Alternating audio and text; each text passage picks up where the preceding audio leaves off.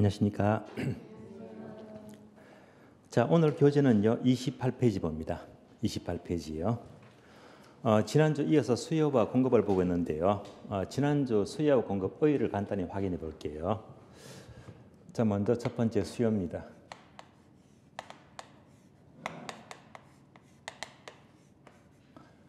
자, 물건을 사는 것이 수요가 되고요. 반대로 파는 것은 공급이 돼요.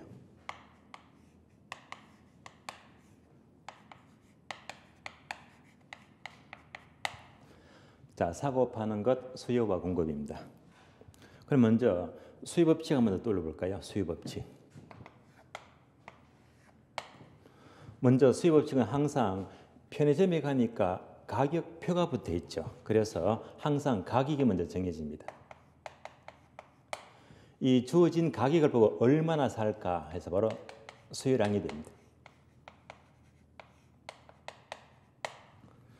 그러면 기억나시죠? 가격이 비싸면 적게 산다고 했죠.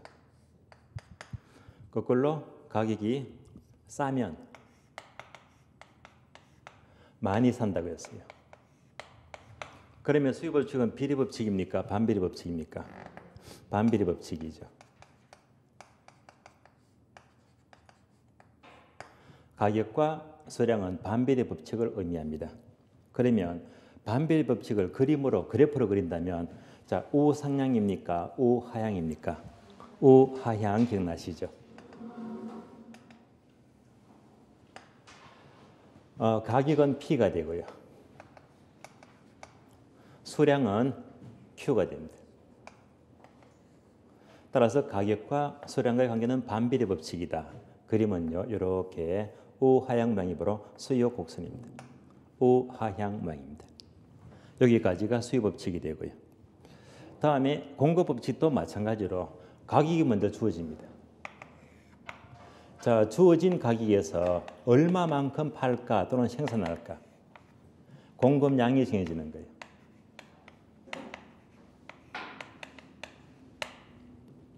예컨대 아파트 경우는요. 자, 아파트 가격이 자꾸 올라가면 건설회사가 아파트를 많이 짓겠죠. 공급을 증가시킵니다. 반면에 아파트 가격이 하락하면요. 그만큼 공급을 줄일 것이다. 자, 이걸 보니까 공급 법칙은요. 가격과 공급량은 비례 법칙, 반비례 법칙, 비례 법칙이죠. 비례 법칙입니다.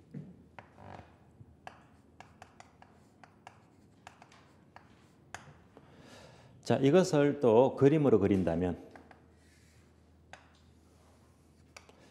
가격과 수량과의 관계에서 그래프는 우상향, 우하향, 우상향입니다.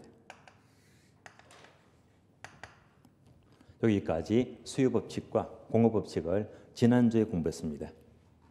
자, 그러면 이어서 지난주 각각 수요와 공급의 의의까지 보았잖아요. 의의 확인해 봐요.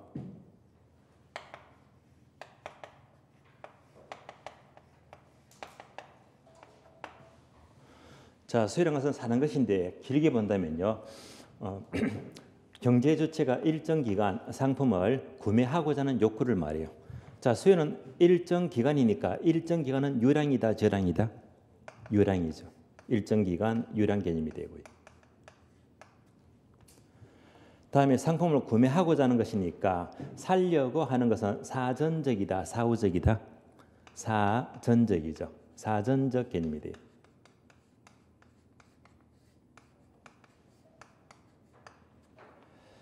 그러면 유효수요를 말해요? 잠재수요를 말해요?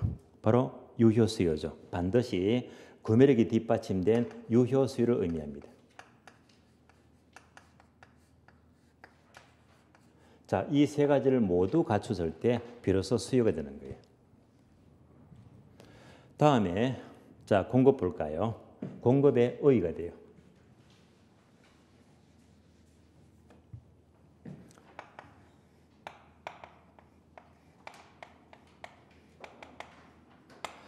공급은 파는 것인데요. 다시 말하면 경제 주체가 일정 기간 동안 상품을 판매하고자 하는 욕구를 가리킵니다.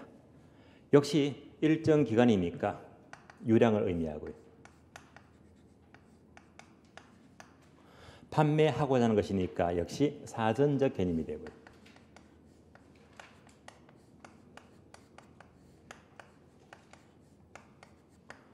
자, 공급은요.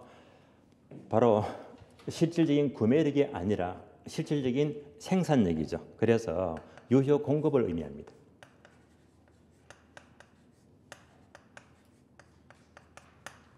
자, 이것을 모두 갖추면 공급이 되는 거예요. 여기까지를 지난주 공부했어요. 그러면 오늘 시간은요. 교재 28페이지 보시면 목차 2번이 있죠. 부동산의 수요 곡선입니다.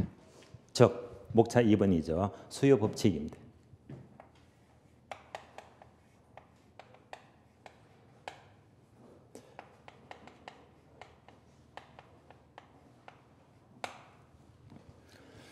그러면 수요 법칙은요. 크게 두 가지입니다. 원칙과 예배가 있습니다.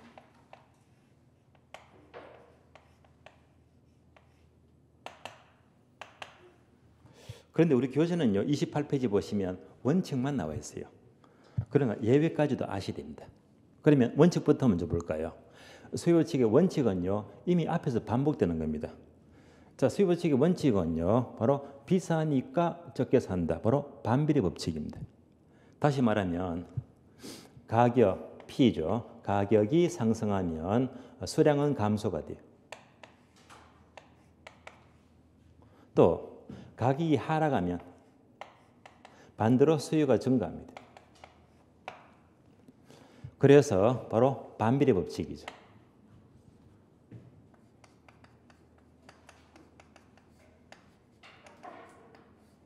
반비례 법칙이 되고요. 이것을 다시 그래프로 그린다면 바로 우하향 그래프가 됩니다.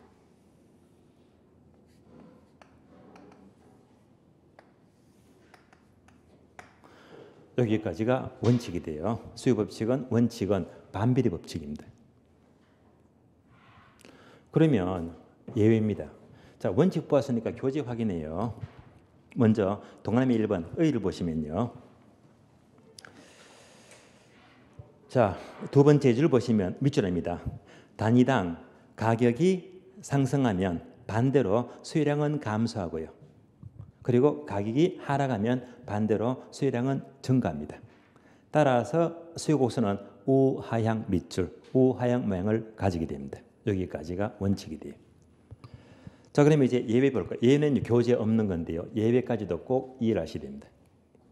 자, 예외가 뭐냐? 예배하게 되면요. 앞에서 원칙이 뭡니까? 가격과 수량은 항상 반비례 법칙이죠. 반대로 움직입니다. 반대로 움직이지 않으면 예배가 돼요. 한번 볼까요? 가격이 비싸면 반대로 적게 산다고 했잖아요. 그런데 가격이 비싼데 오히려 수요가 증가한대요. 비례관계. 이거 예배가 돼요. 또 그걸로 가격이 하락하면 반대로 수량이 증가하잖아요. 그런데 가격이 하락하면 오히려 수요가 감소한대요. 이것도 비례법칙이죠. 이런 것들이 모두가 예배가 된단 말입니다. 여기까지를 이해하셔야 됩니다. 하나씩 볼게요. 첫 번째. 자, 가격이 상승하면 수요가 증가하더라. 이런 예외에서 우리 시험에 잘 나오는 것이 바로 가수입니다. 시험에 잘 나와요. 가수는 쉬운 말로 바로 사재기 현상입니다.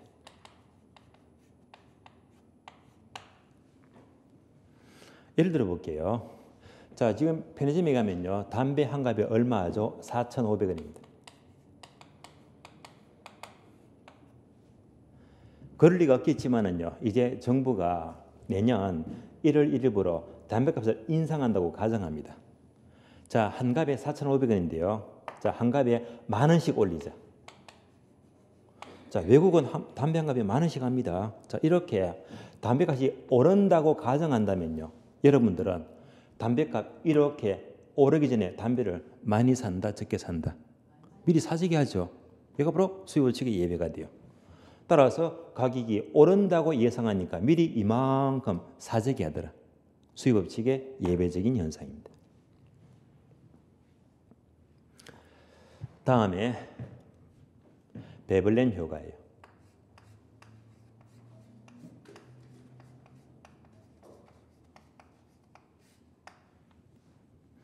베벌렌 효과는 해석하면 과시성 소비입니다.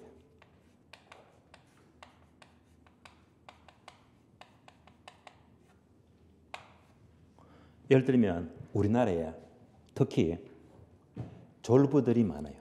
졸부가 뭐죠? 졸지에 부자가 됐잖아요. 뭐 때문에? 강남에 땅 많이 갖고 또는 분당이다, 세종시다. 땅 많이 가졌는데 크게 개발되니까 한순간에 졸부가 돼버립니다. 돈을 주체를 못해요. 그러면 이런 졸부들은요, 가진 게 돈밖에 없잖아요. 돈밖에 없으니까 자기의 부를 과시하기 위해서 비쌀수록 살려고 합니다. 자동차는요, 저주로 외제차 있죠. BMW 또는 벤츠라든지 포르쉐다. 그래서 비쌀수록 과시하려고 더 살려고 합니다. 옷도 마찬가지고요. 이런 것들이 모두가 수익월칙의 예외적인 현상입니다. 특히 우리나라에 졸부가 많은 이유가 뭐죠? 땅이 너무 좁으니까요. 그래서 자, 제가 보기에는 졸부들은요, 썩 바람직하지가 않아요. 예. 왜? 졸부니까요. 우리나라와는 달리 미국에는 졸부가 거의 없습니다. 미국에는요, 진정한 진짜 부자예요. 진짜 부자. 예. 다시 말하면요, 아무것도 가진 것 없이 맨 땅에 헤딩해서요, 자수성가해서 부를 이루는 사람이 너무나 많잖아요. 진짜 존경받습니다. 세계에서 가장 자, 유명한 부자가 누굽니까? 빌 게이츠죠. 자, 그분이 50대 중반에 이제 시에서 물러났습니다. 물러나면서 또 이런 부자가 멋져요. 이렇게 물러나면서 어떻게 했습니까? 자기가 가진 대부분 재산을 전부 다 사회에 기부했잖아요. 빌 게이츠가 시어를 은퇴하면서 자, 이때 기부한 재산이 5조 원입니다. 5조 원 가니까 실감 안 나죠? 5조는 얼마나 큰 돈인가 하면요. 자, 하루에 50억입니다. 하루에 50억씩 기부한대요. 몇 년 동안? 20년 동안요. 얼마나 큰 돈입니까? 이 어마어마한 돈을 기부를 했잖아요. 얼마나 보기가 좋아요. 진정한 부자예요. 정말 존경받잖아요. 아마 지난주던가요, 최근에 기사 보셨을 거예요. 뉴스에. SK 최태원 회장이죠. 얼마? 1조 원을 누구한테? 가족한테 정려했대요. 참 안타까워요. 가족에서 정리하는 것도 보긴 좋지만은요. 그러나 빌 게이츠처럼 하다못해 반은 가족한테 정리하고요. 그 반이라도 이 부류 힘든 사람들한테, 빈곤층에게 기부했다면 얼마나 보기가 좋았을까요? 예. 너무나 차이가 나잖아요. 아직까지 우리가 비워야 될 점이 굉장히 많은 것 같아요. 자, 베벌린 효과입니다. 자, 비쌀수록 부를 과시하려고 살려고 하더라. 수입월칙의 예외적인 현상입니다. 또 예를 들어 볼까요? 상품의 지역적 선호예요.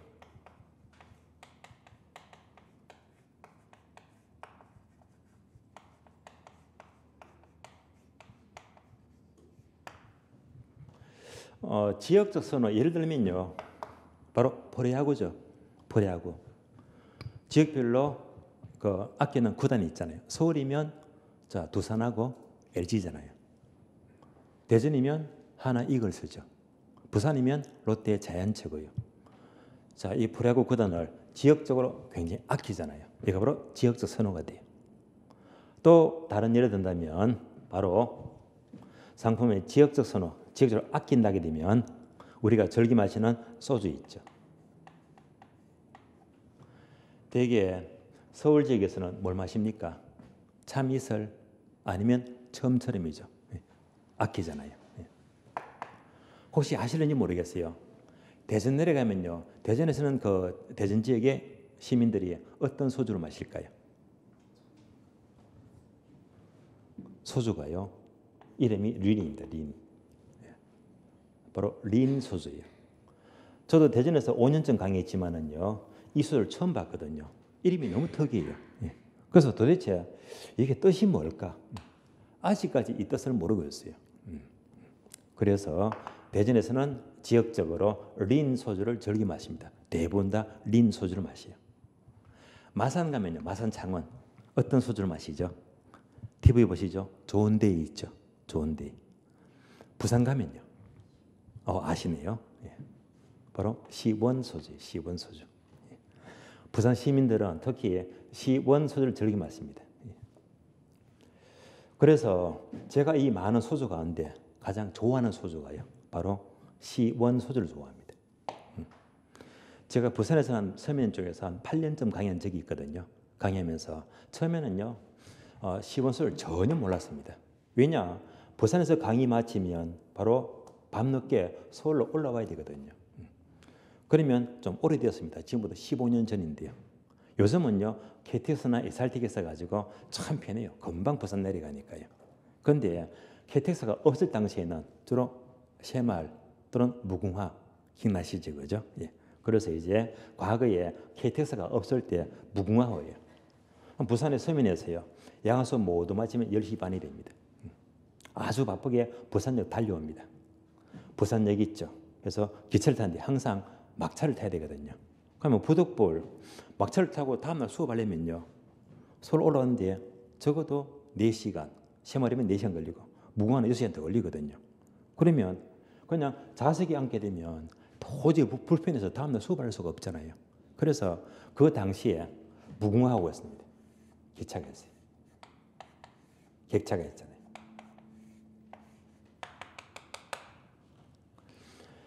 그러면 이제 객차 첫 번째 칸이 있죠. 그죠?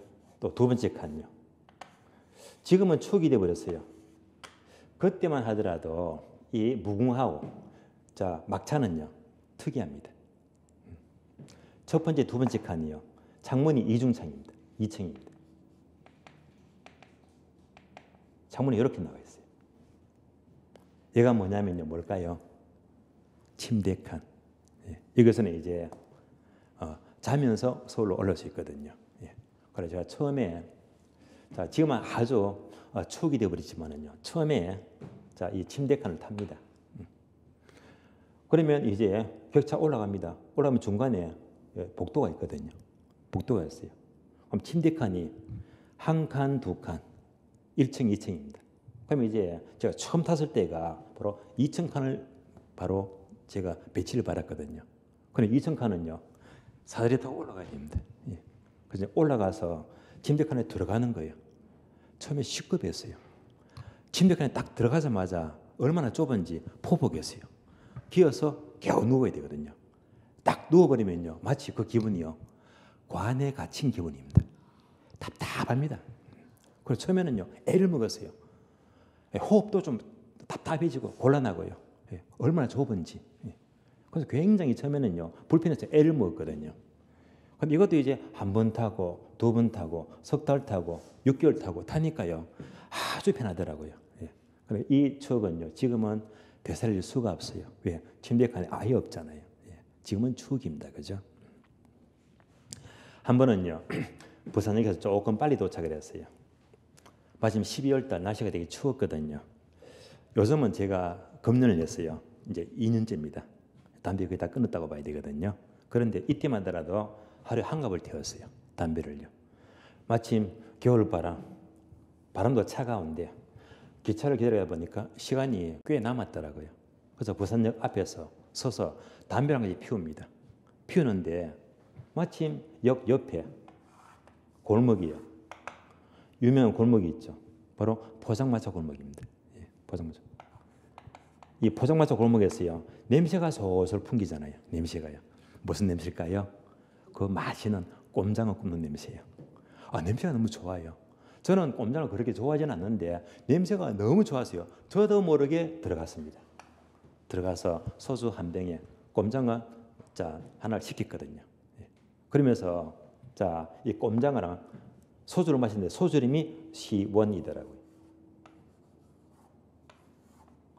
이걸 보자마자 궁금해요. 하필 왜 소주 이름이 영문자의 숫자라 시원. 도저히 이것도 이해가 안 되더라고요.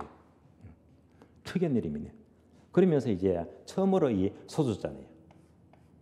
소주를 쫙 부어서 한 잔 쫙 마십니다. 그때 첫 맛이요. 얼마나 시원한지요. 예. 그래서 정말 시원해요. 그래서 소주 맛을 알겠더라고요. 그래서 그 첫 맛이 너무 좋았어요. 제가 시원 소주를 되게 좋아합니다. 예. 그러니까 부산 사람들은 지역적으로 항상 시원 소주를 즐겨 마신다 상품의 지역적 선호가 돼요. 그럼 볼까요? 자, 시원 소주가 한 병에 1,400원 잡을게요. 근데 만약 이 소주값이 1,400원에서 1,500원으로 가격이 올라갑니다. 오른다고 적게 마실까요? 아닙니다. 왜? 시민들이 지역적으로 여전히 아끼니까 여전히 많이 마시거든요. 이런 것도 수요법칙의 예배적인 현상입니다. 따라서 수요법칙에 예배하게 되면 특히 가수요 또는 베블렌 효과 이런 것들은 출제가 되고 있습니다. 이런 정도는 꼭 이해를 하시고요. 자, 이어서 예배는요. 가격이 하락하면 많이 사야 되는데 오히려 적게 산대요. 이런 예배되었어요. 자, 이런 예배가 뭐냐? 바로 기펜제라고 부르죠. 자, 기펜자게 되면 기펜이 바로 경작자 이름입니다. 그래서 이 사람이 기펜제를 발견했거든요. 그래서 자기 이름을 붙여서 기펜제라고 부르는데요. 예를 들어 볼게요. 예를 들면 자, 운동화요, 운동화. 자, 엄마가 이 초등학교 애한테 운동화를 사줘요. 뭘 사주죠? 시내 가야 됩니다. 유명 브랜드 있죠. 예. 애들이 좀 눈이 높아요. 그래서 운동을 사게 되면 얘를 사주고죠. 비싸요. 나이키라고 하죠. 아니면 이것도 있죠. 뉴발란스라고 하죠. 예. 다 비싸요. 15만 원, 20만 원 합니다.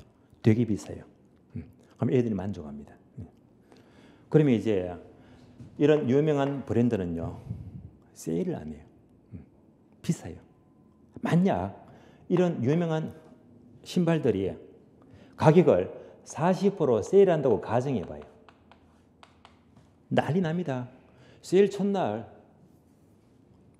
엄청 많은 사람이 이만큼 사러 올 겁니다. 그래서 이런 신발들은요. 가격이 하락한다. 세일하면요. 더 많은 사람이 이만큼 사러 옵니다. 무슨 법칙? 수요 법칙. 반비례 법칙이잖아요. 이건 문제가 없어요. 그런데 엄마가 신발을 사줬는데 얘야 내가 특별한 걸 사줄게. 그러면서 재래시장 애를 들어갑니다. 재래시장. 그래서 신발을 요걸 사줘요. 뭐죠? 추억의 고무신이죠. 그죠? 예. 얘가 신을까요? 안 신을까요? 예. 짜증낼 거예요. 그러니까 이 고무신이 가격이 40% 세일하더라. 아무리 싸도 쳐다보지도 않고 아무도 안 산단 말입니다. 이런 것들이 수요법칙의 예배적인 현상. 이런 재화를 가르쳐서 바로 기펜제라고 불러요. 수요법칙의 예배적인 현상입니다. 자, 수요법칙의 원칙과 예를 보았습니다. 원칙하게 되면 반비례 법칙이다. 무슨 모양? 우하향 모양. 원칙은 바로 뚫으시고요. 예배하게 되면요. 자, 비사도 오히려 사적이 아니라 가수요. 또는 과시성 소비에서 베벨렌 효과 정도는 기억을 하셔야 됩니다. 여기까지가 수요 법칙입니다. 그러면 한 장을 넘겨주세요. 30페이지입니다. 30페이지 보시면 수요량의 변화와 수요 변화 정말 중요해요. 중요한데요. 여기서부터는 까다롭고 어려워요. 여러분들은 지금 입문 과정이니까요. 이 과정은요, 별도로 여러분들이 12월 중순기쯤 되면 기본서가 따로 나올 거예요.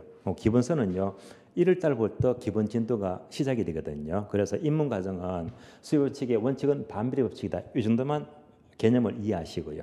수요량의 변화와 수요 변화는 언제나 한 문제가 늘 출제가 되고 있는데 얘는요, 1월 달 넘어가서 차근차근 따로 설명을 드리겠습니다. 그러면 자, 수요 법칙까지 보았고요. 이어서 공급 법칙 넘어가죠. 공급 법칙은요, 다시 두 장만 더 넘겨주면 돼요. 34페이지입니다.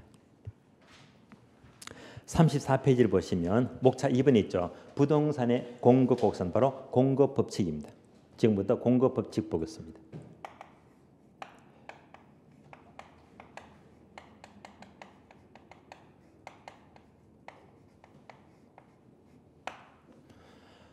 공급 법칙도 크게 두 가지인데요. 원칙과 예외가 있어요.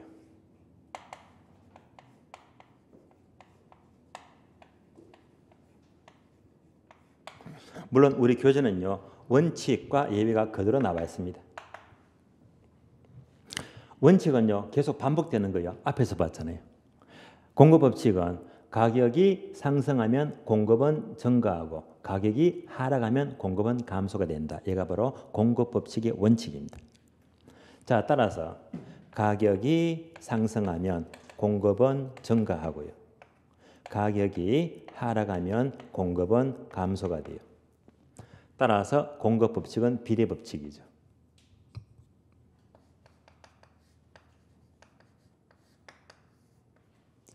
이것을 그래프로 그린다면 우상향 모양입니다.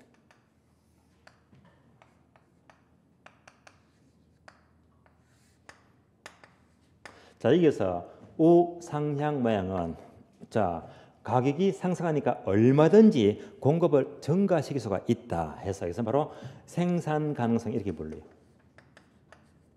생산 가능성입니다.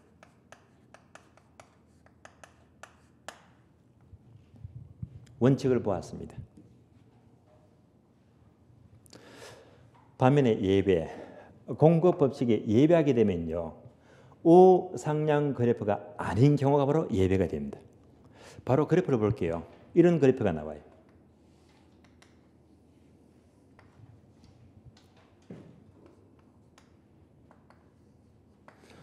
우상향 모양이 아니라 공급 곡선이 수직이다.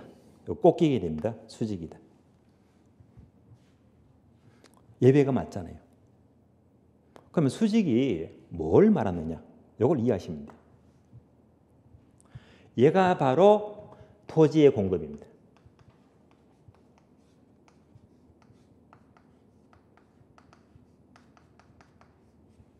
토지의 공급은 바로 수직입니다. 땅은 만들 수가 있어요, 없어요? 절대 만들 수가 없죠. 그러면 여기다가 강남을 집어넣을게요. 이만큼이 강남의 땅이다. 강남 지역은 언제나 토지의 양은 절대 한정이 되었어요. 그러니까 수량은요 절대로 이상 X 증가시킬 수가 없단 말입니다. 그 양을 절대로 증가 못 시킨다면 언제나 수직이 되는 거예요. 따라서 강남 가격, 땅값이 아무리 상승 오른다고 하더라도 땅은 언제나 한정이 되었지 이상 절대로 증가 못 시킨다. 얘가 바로 예배가 됩니다. 수직이 됩니다.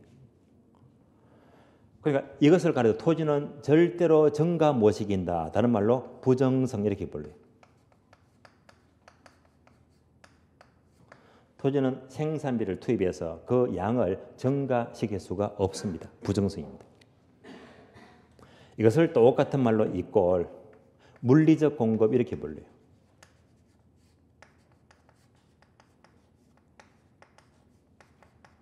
토지는 그 물리적인 공급, 그 양을 절대로 증가시킬 수가 없다.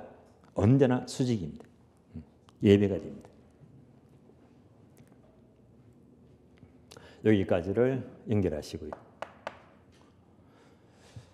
자, 공급을 절대로 증가 못 시킨다. 이런 예배가 흔하지는 않습니다. 그러면 또 올려볼까요? 토지는 양을 절대 증가 못 시키잖아요. 그럼 토지 말고 또 다른 예가 어떤 게 있을까요? 그렇게 많지는 않습니다. 공급을 절대로 증가 못 시킨다. 어떤 게 있을까요? 힌트. 오래되면 될수록 값어치 비싼 게 뭐죠? 골동품요. 골동품. 유명한 골동품, 미술품이 있죠. 이런 것들은 자 언제나 공급이 한정이 되었어요. 예. 만들면 짝퉁입니다.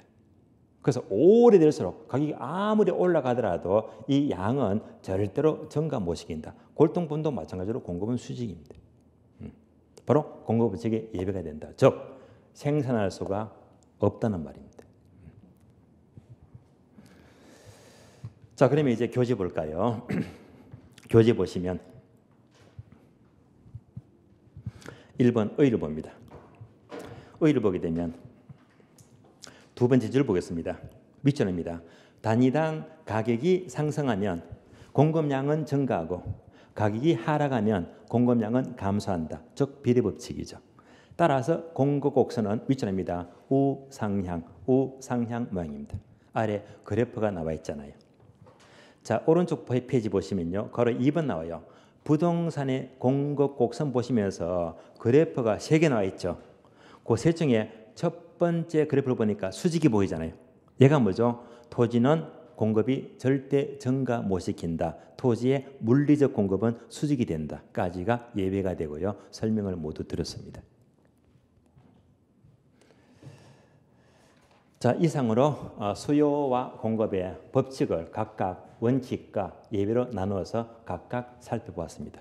한 번 더 반복하자면요. 수요 법칙은 반비례 법칙, 우하향 모양이고 공급 법칙은 비례 법칙이다. 우상향 모양이 됩니다. 여기까지 확인하시고요. 자, 그러면 이제 한 장을 넘겨주세요. 39페이지입니다. 39페이지 보시면 목차 03번이 있죠. 03번 보게 되면 균형 가격의 결정과 이동이 나옵니다. 자, 지금부터 괄호 3번 균형 가격 결정과 이동을 설명을 드리겠습니다.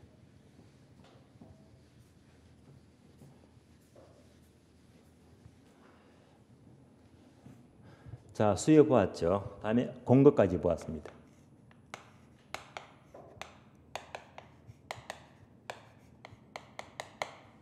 세 번째가 균형 가격 결정과 이동입니다.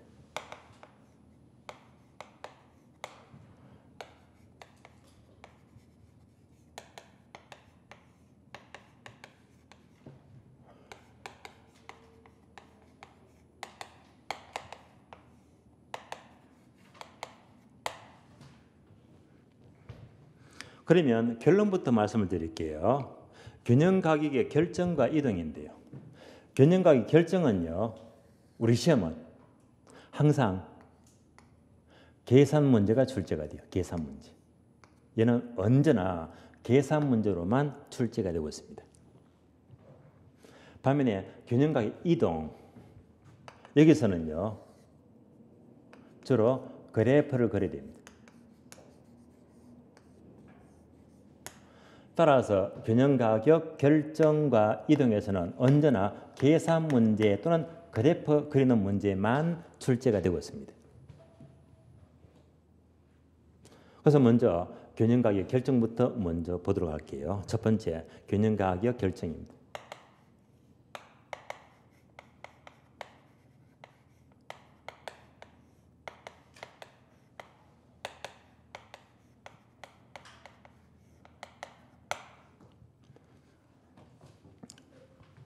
얘는요, 계산 문제로 나온다고 했어요. 계산 문제. 그러면 서울의 저희 학원 빼고요. 다른 모든 학원들이 인문과정은요. 아마 계산 문제를 다루는 학원이 거의 전혀 없을 겁니다. 전혀 없어요. 그러면 여기서 계산 문제가 나온다면 별도로 여러분들은요. 지금 11월, 12월 인문과정에서 따로 이제 마지막 수업입니다. 12월 달. 다음 달 마지막 수업이 12월 27일입니다. 이 날이 목요일이 될 거예요. 인문과정 마지막 수업입니다. 이때는요. 별도로 계산 문제, 기초 특강입니다. 그래서 전국에서 유일무이하게요. 계산 문제 특강을 진행합니다. 그래서 별도로 자료는요. 프린터가 나요. 프린터 보게 되면 가장 기본적인 문제, 계산 문제 10문제를 풀 거예요. 계산 문제 10문제. 이때 가서 계산 문제를 다루면서 여러분들이 항상 계산기를 휴대하고 있으니까 바로 인문과정에서 계산 문제에 제가 맛배기를 보여드릴 겁니다. 아주 중요한 수업입니다. 그러면 균형과 결정은 내용은 쉬워요. 아래 보니까 그래프가 딱 한 개 나와 있잖아요. 그대로 그려볼게요.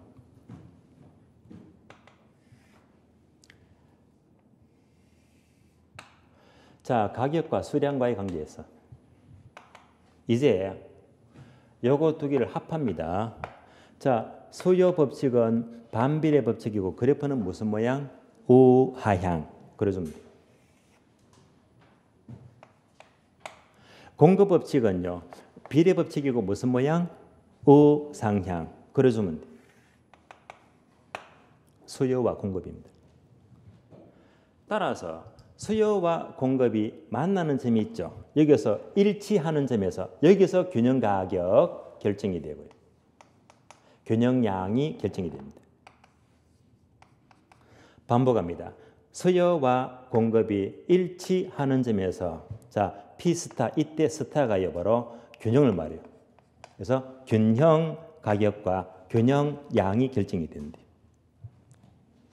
이때 균형 가격은 P스타라고 표시했는데요. 꼭 이 표시가 아니고요. 우리 기본서는 보게 되면 P0라고 나와요. P0. 저는 이게 이제 습관이 되어서 이렇게 해서 균형자를 표시합니다. 그래서 균형 가격과 균형 양이 결정이 됩니다. 이것이 시장 원리가 돼요. 그러면 양자가 일치하는 점에서 균형은 결정이 되는데 현실은요. 일치하지 않을 때가 훨씬 많습니다. 예를 들어 볼까요? 파란 선입니다.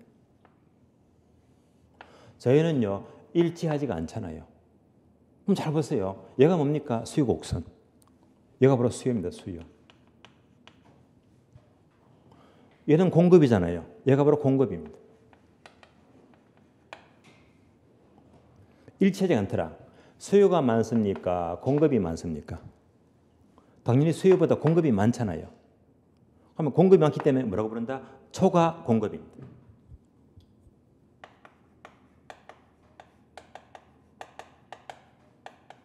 그래서 수요보다 공급이 많다. 초과 공급입니다.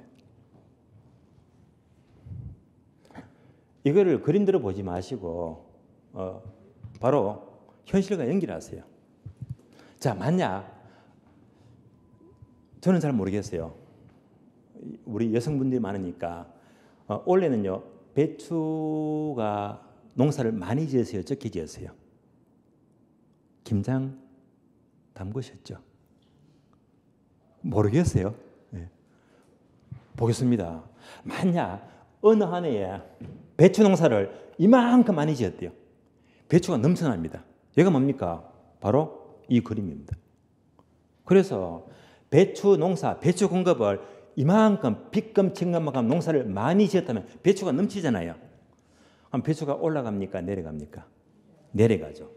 이렇게 배추가 넘친다. 배추 농사를 많이 짓게 되면 배추가 뚝 떨어집니다. 폭락하잖아요. 그럼 이제 배추값이 하락하면요. 배추를 많이 사 먹겠지. 그러면서 결국 이 점을 찾아갑니다. 결론. 공급이 많으면요. 결국 가격이 하락하면서 균형점을 찾아갑니다. 반대로요. 이럴 수도 있잖아요. 이것도 일치하지 않습니다. 그럼 이제 얘가 수요잖아요. 수요가 이만큼 많잖아요. 얘는 공급이잖아요. 공급은 요것밖에 안 돼요. 공급은 적은데 수요가 많다. 즉 초과 수요입니다. 이만큼 초과 수요가 돼요.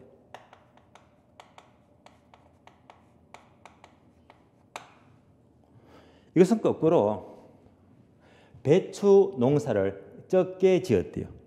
배추가 부족해요. 배추가 부족하다. 다른 말로 무슨 말이죠? 배추가 품귀 현상이다. 배추가 부족하고요. 배추 먹을 사람은 이만큼 많잖아요. 배추 공급이 부족하다. 배추가 품귀 현상이면 배추는요. 배추 가격 올라갑니까? 내려갑니까? 올라가죠. 그래서 공급이 부족하면 이만큼 가격이 올라갑니다. 가격이 비싸면요. 비싸니까 배추를 많이 먹을 수가 없잖아요. 그러면서 점점점 원래점을 찾아갑니다. 따라서 공급이 많으면 가격은 내려가면서 균형을 찾아가고요. 공급이 부족하다. 수요가 거꾸로 많으면요. 오히려 가격이 오르면서 균점을 찾아갑니다. 따라서 결론적으로 항상 공급이 많건 수요가 많건 어떤 경우도 가격이 이렇게 움직이면서 결국은 균형점을 찾아갑니다.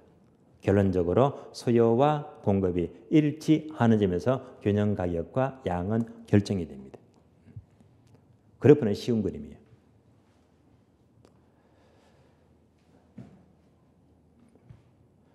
그래서 이걸로 문제를 만드는 거는 무리가 있으니까요. 그래서 아래 보니까 박스 있죠. 계산 문제가 보이잖아요. 계산 문제. 그러니까 계산 문제 어떻게 묻지? 여기다가 대문자 Q만 넣어줘요. 대문자 Q가 함수를 말해요. 그래서 수요 함수, 공급 함수, 식을 줍니다. 따라서 수요 함수가 얼마 숫자 주어지고요. 공급 함수가 또 숫자 얼마 주어지거든요. 그러면 이 두 개씩을 일치시키면 이렇게 계산 문제를 풀 수가 있다는 말입니다.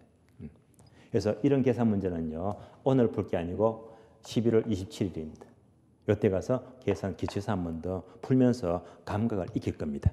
이렇게 보시면 되겠습니다. 자, 이어서 다음 페이지 넘어가요. 목차 2번입니다. 균형 가격의 이동입니다. 자, 이동은 뭐라고 했죠? 그래프를 그리자, 그래프. 그래프를 그리자입니다.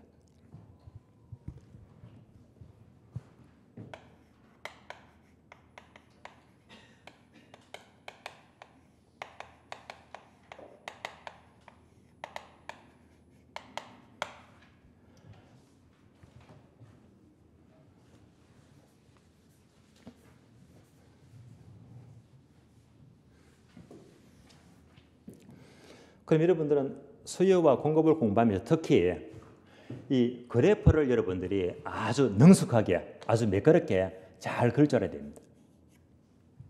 왜냐하면 학교는 전체가요, 그래프가 굉장히 많이 나오거든요.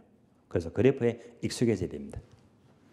목차부터 먼저 볼게요. 그리고 1번 보시면 수요와 공급 중 하나만 변한대요. 하나만 변화. 그리고 2번은요, 수요와 공급이 하나가 아니고 둘 다 동시에 변동한대요. 하나만 변화하고 동시에 변동한대요. 그러면 걸어 1번 수요와 공급 중 하나만 변하는 것은요. 아래 표가 나오잖아요. 네 가지 경우. 자, 네 가지 경우는요. 별도로 여러분들이 표를 보시면서 숫자를 좀 적어주시면 돼요. 차례대로 1번, 2번, 3번, 4번 적어주면 돼요. 첫 번째가 수요 증가죠. 동그라미 1 적어주고, 두 번째는요. 수요 감소죠. 동그라미 2 적어주고, 세 번째가 공급 증가죠.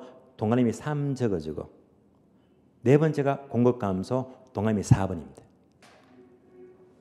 그래서 하나만 변합니다. 이것을 모두 지금부터 그래프를 그려보자. 자, 지금은요. 입문 과정이니까 그래프를 4개 다 그려드립니다. 그러나 1월달 넘어가면요. 이렇게 그래프를 그릴 시간이 안 되거든요. 그때부터 레벨이 올라가니까요. 그래서 입문 과정에서는 차근차근 그래프를 연습해 봅니다. 4가지 모두 따져볼게요.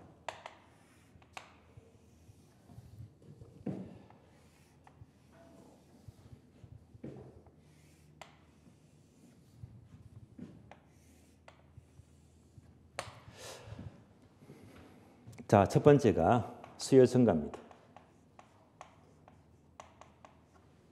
두 번째가 수요 감소가 되고요. 세 번째가 공급 증가입니다.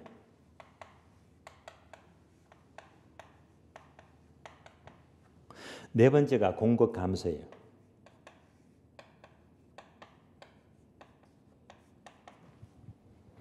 그러면 이제 원래 균형을 그려주면 돼요. 원래 균형입니다.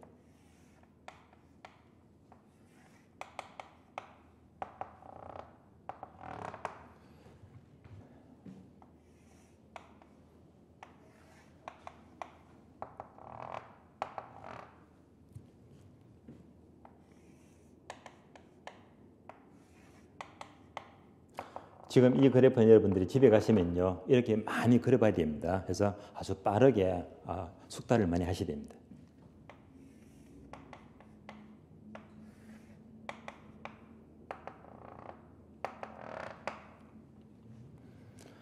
자, 첫 번째. 수요 증가입니다. 그러면 수요가 나왔죠. 자, 수요 증가는요. 이것이 이만큼 증가한대요. 얘가 바로 1번 수요 증가입니다. 그러면 수요 증가는요. 수요 곡선이 우측 이동이다, 좌측 이동이다, 우측 이동. 그래서 우측 이동이 수요 증가를 말해요. 이렇게 하나만 이동하잖아요. 두 번째, 수요 감소는요. 바로 수요가 이만큼 감소가 돼요. 얘가 바로 수요 감소 2번입니다. 쉽잖아요. 결론, 증가는 우측 이동, 감소는 좌측 이동. 이것만 아시면 돼요. 수요건 공급이건 증가는 무조건 우측 이동, 감소는 무조건 좌측 이동입니다. 이렇게만 그려주면 돼요. 자, 그러면 수요가 증가했잖아요. 증가하니까 균형점이 원래는 흰 점인데요. 수요가 증가하니까 균형점은 노란 점으로 이렇게 움직였잖아요. 이렇게 이동했잖아요. 이게 바로 균형 가격의 이동입니다. 따라서 수요가 증가하니까 균형점이 이동하게 되면 원래점과 비교합니다. 원래보다 가격이 상승합니까? 하락합니까? 상승했죠. 이것만 찾으시면 돼요. 또 원래점과 비교하니까 양은요. 원래보다 증가한다? 감소한다? 증가했죠. 따라서 수요가 증가하면 원래보다 가격은 상승하고 양은 증가한다. 얘가 시험 지문입니다. 우리 시험은요. 그림으로 안 묻고 말로 풀어서 물어요. 수요가 증가하면 가격은 상승하고 양은 증가한다. 옳은 지문입니다. 말로 물어요.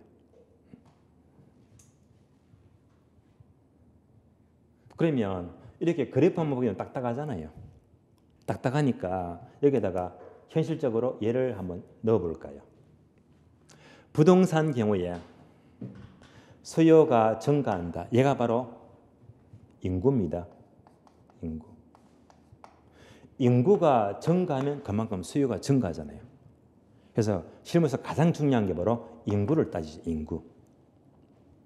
자, 인구가 증가한다. 예를 들면요. 세종시.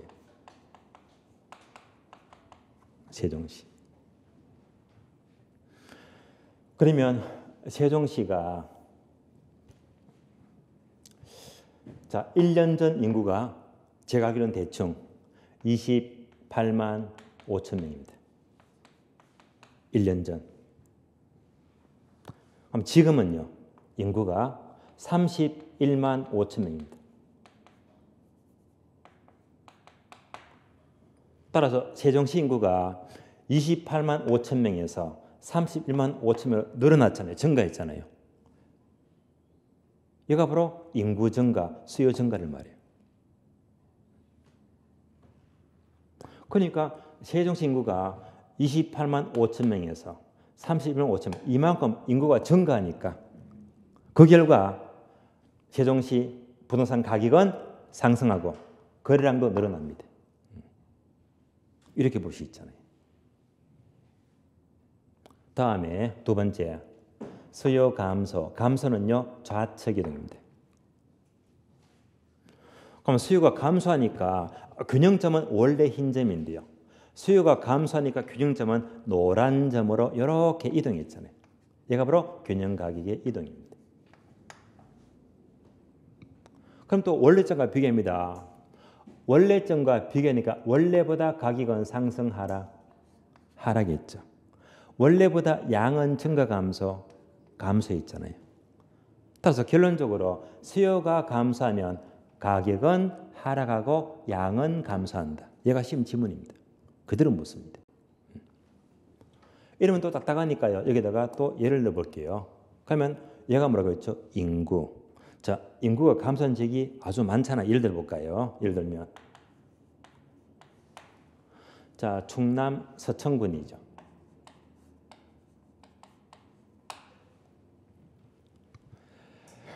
제가 1년에 한 번쯤은 서천에 가는데요. 서천이 옛날에는요. 인구가 한 10만 명쯤 되었거든요. 근데 이 동네가요. 해가 거듭될수록 인구가 자꾸 줄어들어요. 지금은요. 5만 5천 명입니다. 인구가 확 줄었잖아요. 그럼 생각합니다. 왜 인구가 줄었을까? 생각하게 됩니다. 왜 인구가 줄었을까? 그래서 가만히 따져보니까요. 그러니까 이것을 제가 택시 타면서 물어봤거든요. 택시사 얘기합니다. 전에는 인구가 많았는데 줄어든 이유가 뭐냐? 서천 바로 밑에 군산. 군산에 새만금 있잖아요. 그러니까 그쪽으로 다 젊은 층이 다 일자리 찾아서 다 이동하거든요. 옮겨갑니다. 인구가 빠지고요. 서천 위쪽에 장항군이 있어요. 그래도 일자리가 많거든요. 그러니까 자꾸 젊은 층이 빠져나가니까 인구가 자꾸 감소하더라. 그래서 이 그림이 바로 위에 그래프입니다. 서천이 처음에는 인구가 10만 명이었다가 인구가 확 줄었잖아요. 그래서 수요가 감소하니까 이 지역은 부동산 가격은 하락하고 거래도 줄어든대 말입니다. 결론. 인구가 증가하고 수요가 증가하면 가격은 오른다. 당연한 말이잖아요. 인구가 감소하고 수요가 감소하면 가격은 내린다. 따라서 수요가 증가한다, 감소한다. 이에 따라서 가격은 오르기도 하고 내리기도 합니다. 이렇게만 보시지 마시고요. 그럼 여러분들이 항상 생각하세요. 내가 만약 시험에 합격하면 중개실무 하셔야 되잖아요. 그럼 어느 지역에 이런 동네 가서 중개하게 되면요. 그만큼 가격도 자꾸 올라가고 거래도 많고요. 돈 많이 벌잖아요. 그래서 중개를 하게 되면 이런 지역을 선호하게 되고요. 이런 지역에서 중개실무 하게 되면요. 그만큼 가격도 하락하고 거래도 안 되고 돈을 못 벌잖아요. 이런 지역은 기피를 해야 됩니다. 그래서 항상 내가 있는 내 지역에서 업을 할 게 아니고요. 항상 이런 판단해 가지고요. 이런 쪽에 투자하고 실무하고 움직여야 됩니다. 여기까지가 수요 증가와 감소 하나만 변한 경우입니다. 이어서 공급 증가와 감소는요. 쉬었다가 다음 시간에 이어서 설명을 드리겠습니다. 쉬겠습니다.